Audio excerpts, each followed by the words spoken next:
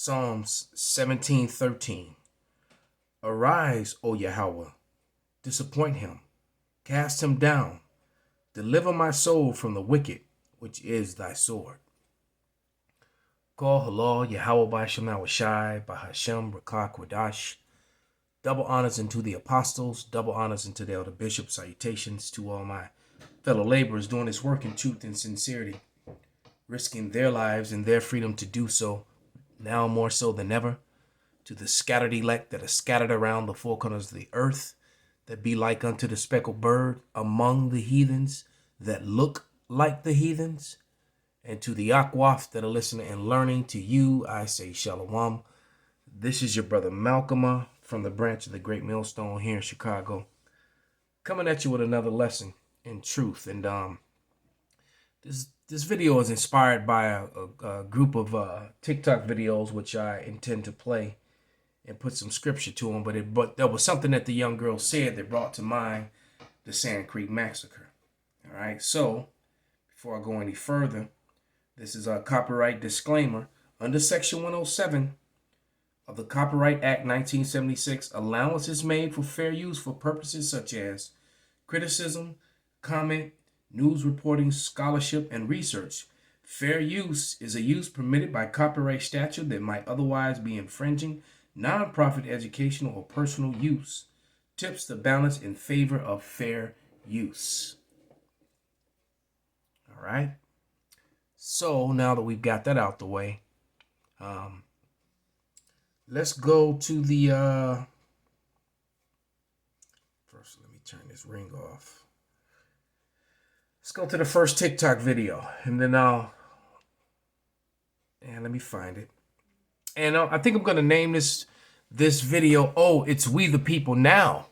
All right, because America is divided. People are really, really stressed out, very, very stressed out, because America is falling. All right, but we're not stressed out. Why? Because, well, truth and stability. Let's get it. All right, we're looking forward to all this chaos that everyone else is predicting and can clearly see what's coming. We're the only people that's looking forward to it, praying that Yahweh Bashem Shai delivers us through it, and we still want to go through it because either way, this place has to go. All right, even if we don't make it out of here, if I don't make it out of here, I get to wake up to a better world. So this place has to go because we not living. This ain't living. But this is Isaiah 33:6, and it reads, "And wisdom and knowledge shall be the stability of thy times, and the strength of salvation. The fear of Yahweh is his treasure." So we fear the Lord, and we're his treasure. And we're praying that we're covered in these days to come, because it's going to be just like this horrible, cowardly act that the so-called white man committed against my people at Sand Creek, against it was Cheyenne, and I forget the other the other tribe of natives that or Israelites of Gadites that was massacred, mostly women, children, and old people who were unarmed. All right. So let's go to the video, to the videos. And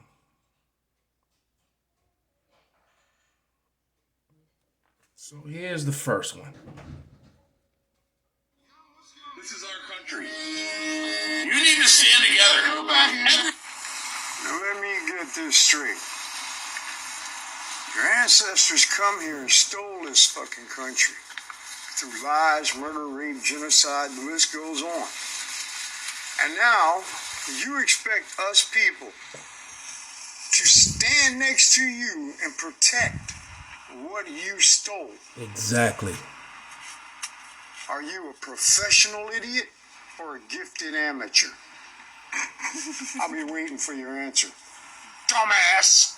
This is our country. You need to stand together. So, it's not our country when you're shooting us down in the streets. It's not our country when you're telling us to pull ourselves up by the bootstrap when people like you get all the handouts and all the help, but you've done none of the work. All right? Wasn't our country then. Okay? Now let's go to the next video. Let's find it. Let me get this straight. Let's go to the next one with a young brother. Here we go. Is he all stretched out and worried? But see, this guy don't have the Lord, you know. All I know is he better repent and wake up. But here we go. The UN Security Council had a meeting yesterday, and Ray McGovern spoke to it. He is a former member of the CIA, and he testified in support of Seymour Hersh's article on the United States bombing Nord Stream pipeline. If it is proven that the United States bombed the Nord Stream 2 pipeline, as has been asserted by Seymour Hersh and his article, and others, will you call for the United States to acknowledge and admit that that was an act of war against Germany and Russia? And I'm asking this because this may be the only way to prevent the rest of us from being killed in a thermonuclear war. And I don't want to be fried. Don't you think the media should be reporting on whether or not this is true? And don't you think you should be inquiring into whether or not this is true? Well, thank you for the question. One, I've got no information to suggest that the United States was involved in bombing the Nord Stream pipeline. Because you weren't briefed on it. Sir, you got your chance to ask a question. So you give me an opportunity to respond. You weren't given information because he explicitly says you weren't briefed on it. Shouldn't you inquire, sir? So here's what I'll say about, I think, President Biden's leadership generally as it relates to the Ukraine and Russia. We committed an act of war. What are you doing to respond to that? We have to hold Biden accountable.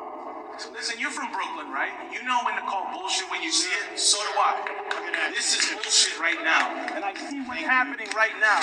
That does not silence me. You can hear me right now. I want you to say something about the bombing because we're all going to die from a nuclear war right now unless you stop it and you at least put and inquire into whether or not it's true. This war in Ukraine is going to leave us all dead. So what are you going to do? Because you need to inquire. I'm a New Yorker too. Here's what I'll say. Say it. We're going to continue to stand with the Ukrainian people. That's fucking against bullshit. their Do not war. do that. You will end us all In dead. this war against We need Vladimir peace. We need talks. Because Why are it's you not sabotaging just- talks? it's Do not not put just your a hands on battle me. between We need peace Ukraine talks. and I am not Russia. going to take this. It's a We need battle peace between- talks. It's a You battle are leaving. between Listen. democracy Did you even read the and allegations? autocracy. It's a No. battle between How about a count? The UN So Security Council as you had a meeting see, yesterday. that was a very divided room because half the people were clapping for the gentleman with the complaint, and the other half were clapping for the coon-alite, the coon on stage supporting Esau Edom, who wants to continue to support Ukraine. So the room was completely and totally divided, and these people are panicking, and then he said we need peace, and there's gonna be no peace. But when they say peace and safety, let's get it. There's going to be no peace and safety. That's 1 Thessalonians 5:3. And it reads, "For when they shall say peace and safety, then sudden destruction cometh upon them, as travail upon a woman with child, and they shall not escape." So once those birth pains start, whether that baby is born or it's stillborn, it's coming. All right. So there's no escaping what's about to happen. So basically, when they start saying the war is over or we've reached some peace agreement, that's when all hell is gonna break loose. All right, and they've given you so many examples over that, hundreds and hundreds of examples over the last 20-something years. Every time there's an agreement reached, something breaks the peace, and then bullets fly, missiles fly, and drones are flying, and everyone's firing on one another. That's simply what it is. All right, let's find the next video. It was actually an Elamite, so let me see if I can find it. And he really was losing it on Esau Edom. Yeah, here it is, right here. Let's let Elam let them have it. Thank you, please come again. I'll put pathetic attempt. I mean, it's interesting that you people from the United States, when you have so much muck behind your back from the wiping out of the entire race of Native Americans, and you Europeans having wiped out almost more than half Now that he of said the that, population across from Australia in Africa to America, now just like, putting your neck deep into other people's history and also not being scientific about it, actually. For example, you said you estimated 15 temples or a dozen or something like that. Have you done a scientific survey, archaeological survey of every site possible which has already been dug out or not? And this is, can a genocidal, descendant of a genocidal people sit as a judge? Is that moral or fact? ooh, Yes, judge nation stands on the dead bodies of Native Americans. What right does she have to come here and poke her nose into our history? and right, he's upset that she's speaking about his history and speaking nonsense about his history. He said this is a genocidal, racist, genocidal people. What and why do they deserve to be judges? How is it that they get to be judges of anything? All right. And I agree with him 144%. And once again, you got a room divided because half of his people are for him and the other half are cooning for Esau Edom. No, what? Be fat, be fat, be fat, be fat. Have just is this justice? Is this morality? Is this ethics? In today's density population count, it's 21 billion people that's been wiped out of the earth by your country. Wow. He said 21 billion people has been wiped out by the so-called white man. And that's probably just about right. Let's go to the scriptures. Let's go to Revelation.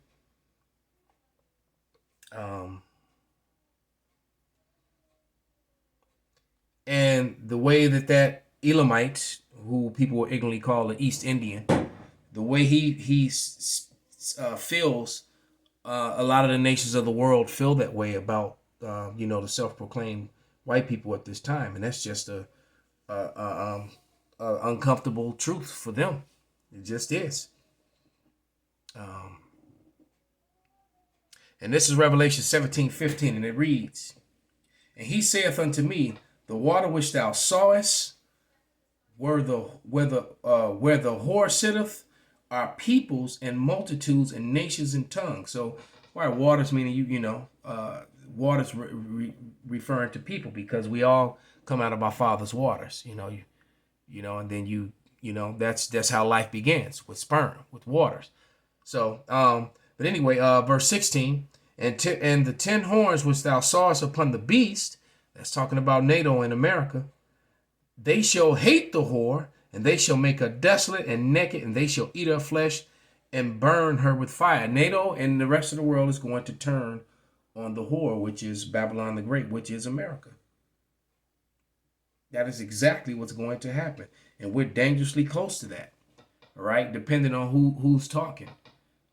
Because if you're talking to the Israelites who are waiting for the Lord, the righteous judges, to be raised up by the great and mighty Yahweh Shai, we're rejoicing in it. We're like, hurry up, bring the chaos, let's get it over with.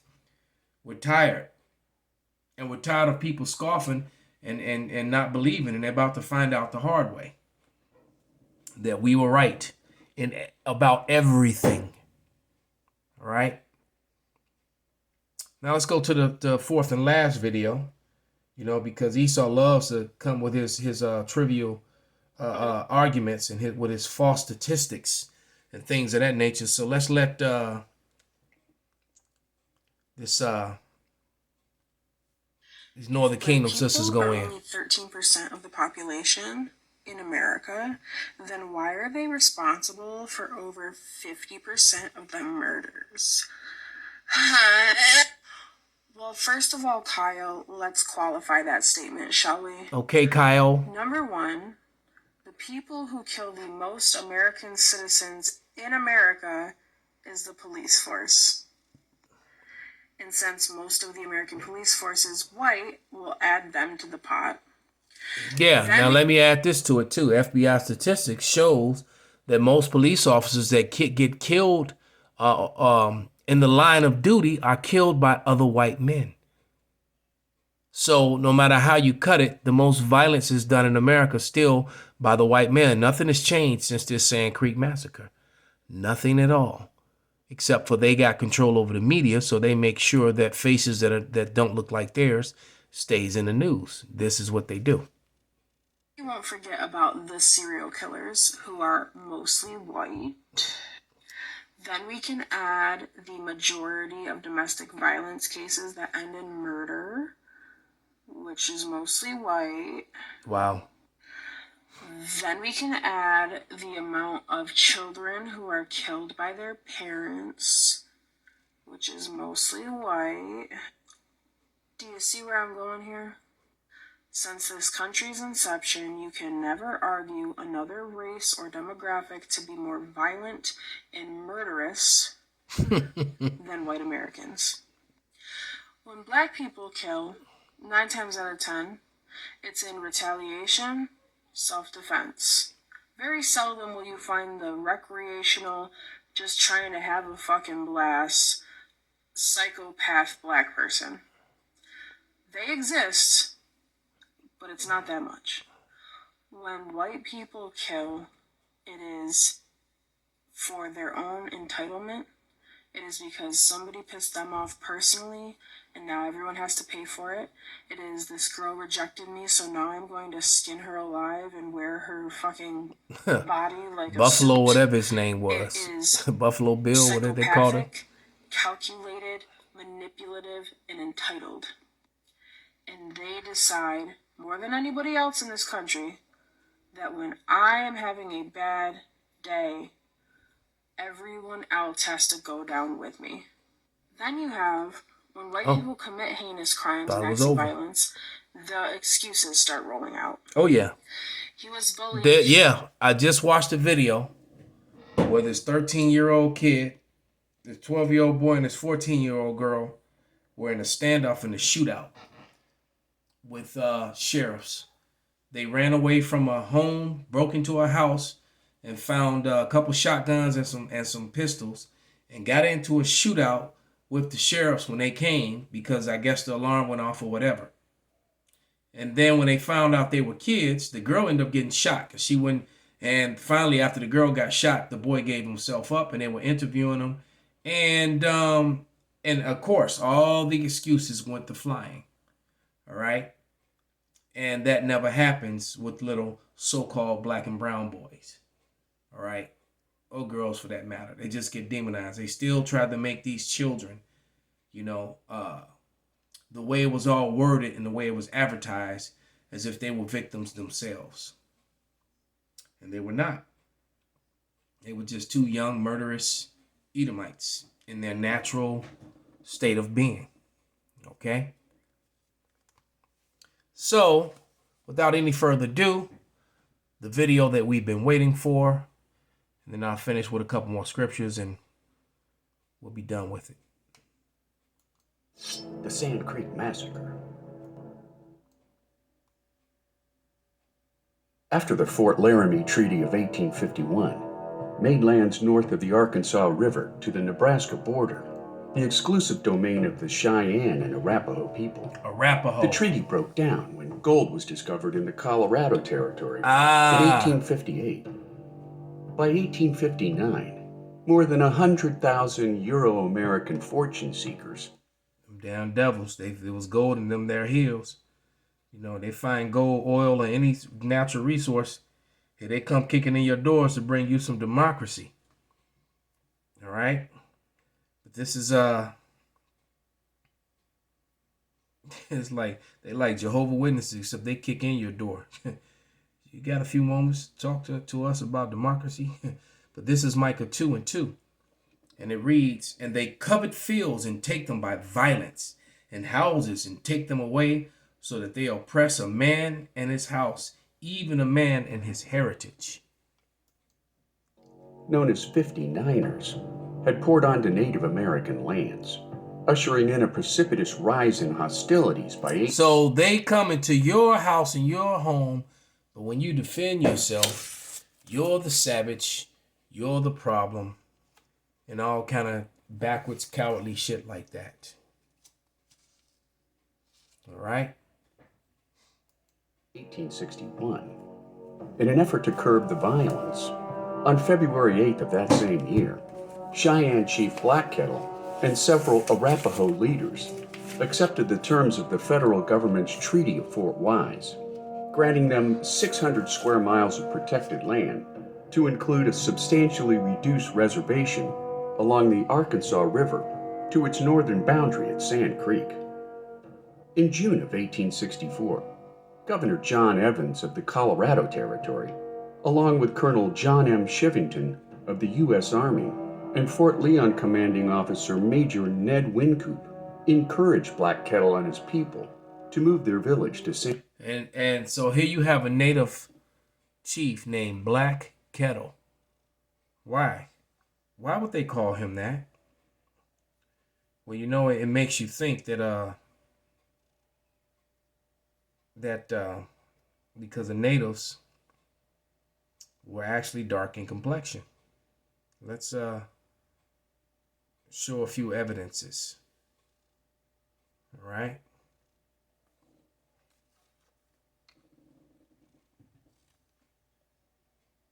That's why they were called Black Kettle. All right. They were very brown, dark brown. And some of them actually had woolly hair too. Because they were being, you know, especially a lot of the Seminoles that were being, matter of fact, these are Seminoles right here to the right. Let's see if we can make them. These are Seminoles right there. And these are from the 1890s. And they were able to restore them to color. All right. Just as brown as any Negro you've ever seen. All right. These is my tribe, my people. All right. And a lot of them were reclassified as black. So just so you can take it into your head that, you know, really think about it. This chief is called Black Kettle. Why is he called? You know what a kettle looks like. But I digress. Sand Creek.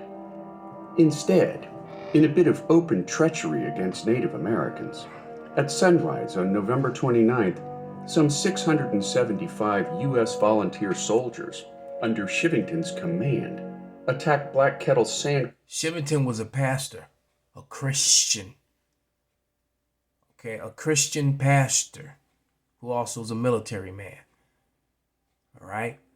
And this was done for gold and greed.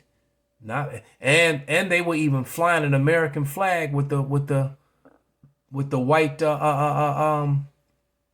what's that, the surrender flag that you put underneath in the middle of their village. Then stop these devils from doing what they do.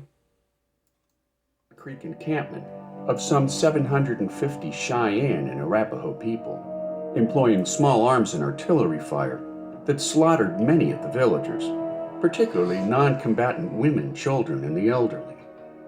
Many who survived the initial attack fled across a dry creek bed and up a small rise, where soldiers shot at them as they struggled over sandy terrain. Those who managed to crest the small hill... These are original drawings. You see how brown they are? All right? And even the ones that are laid out dead. And the fringes on the garments. And the flag that's in the middle of their village. All right? Representing that they had bowed down to the government, was meeting all the requirements that have been asked of them for peace.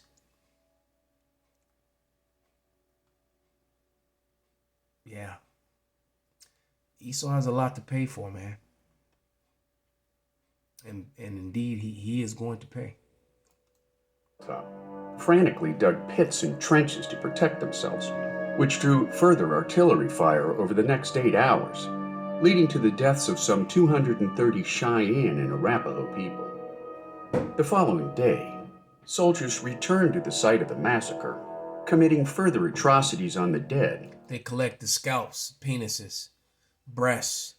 They made tobacco pouches and wallets out of breast. All right. Just like they made coats and shoes out of Negroes. All right. They even stuffed chairs and furniture with Negro hair. All right. And then they put up signs where they make you the villain for defending yourself. And then they sell and trade your land. This man truly is the devil. All right, when it says the earth was given into the hands of the wicked, it truly was. Let's get Revelation 6 and 4.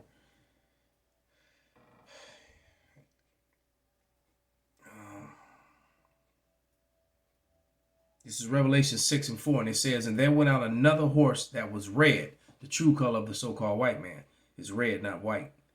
And power was given to him that sat thereon to take peace from the earth, that they should kill one another. And there was given unto him a great sword, which he murdered and stole the whole world with. Call halal Yahweh Bashem Awashai Bashem Rakak Radash Wa Abba Babal Kwam Yasharala Shalawam.